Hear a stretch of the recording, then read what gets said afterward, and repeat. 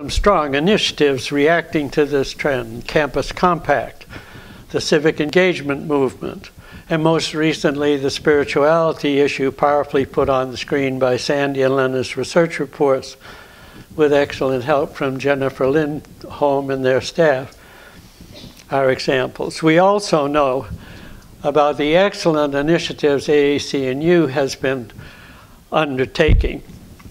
And I commend to all of us their freshly articulated higher education outcomes for the 21st century. But again, we have to recognize that these good initiatives have not and are not making much of a dent on this larger dynamic.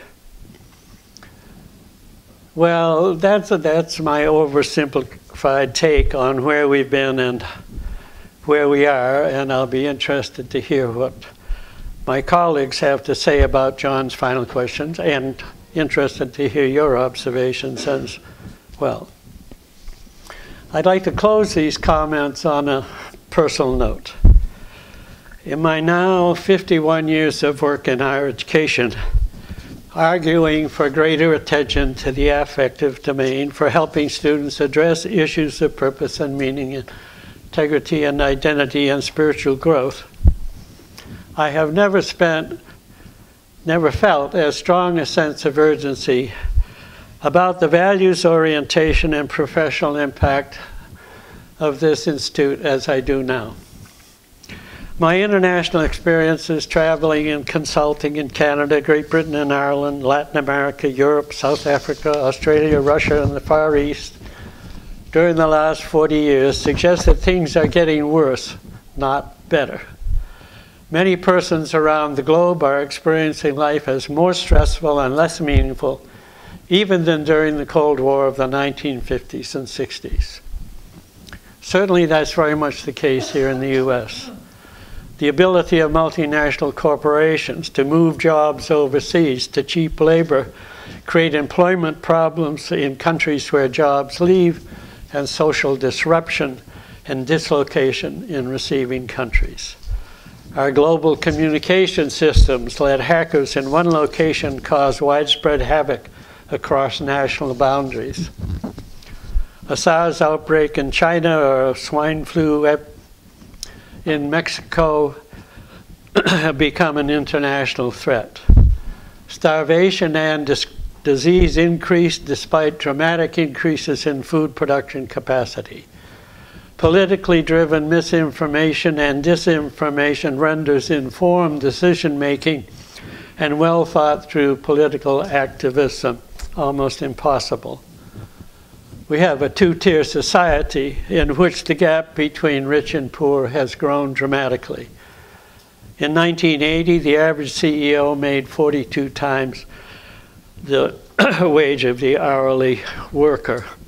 By 2005, the ratio was 262 to 1.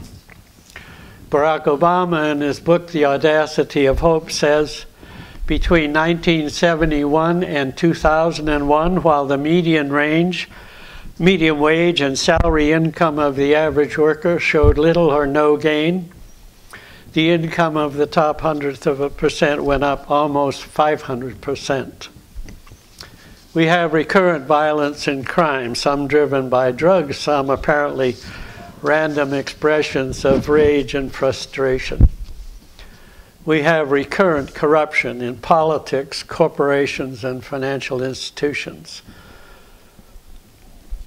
We have the tensions between civil liberties and homeland security. In response to these critical conditions, we have politically driven, self-interested divides that, as Tom Friedman says, drive compromises that result in, quote, suboptimal solutions, whether concerning healthcare and the economy at home or global warming and international conflicts abroad. Well, I'm sure each of you has your own list of these issues. These are problems of moral development, character building, social responsibility, and civic engagement. Certainly the higher order cognitive skills required to see through the misinformation and disinformation and to examine our complex issues with the critical judgments they require are necessary. But they're not sufficient.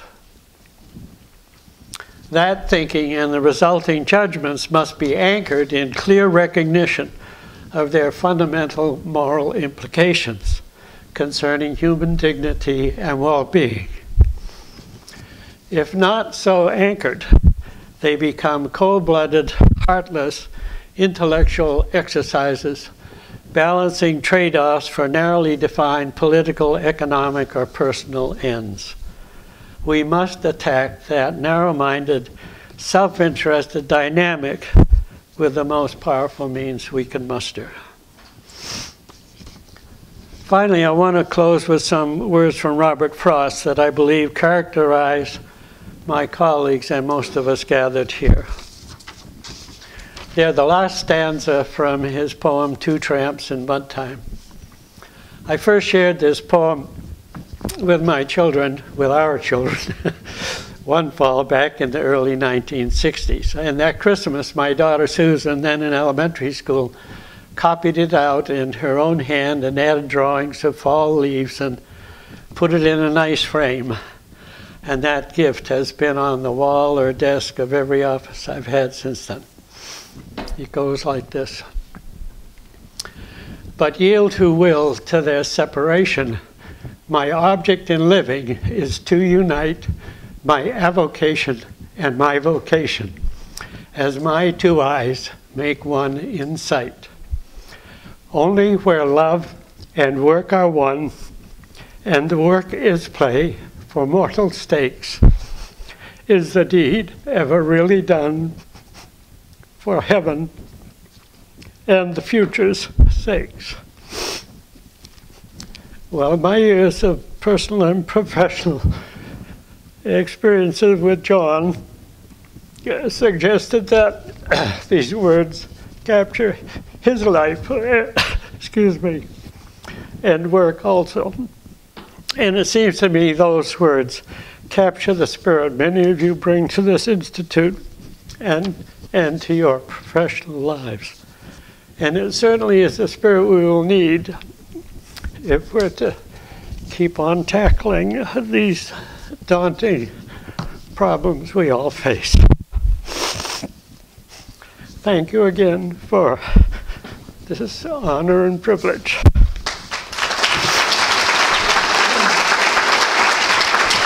Thank you. Thank you. Thank you. Thank you very much.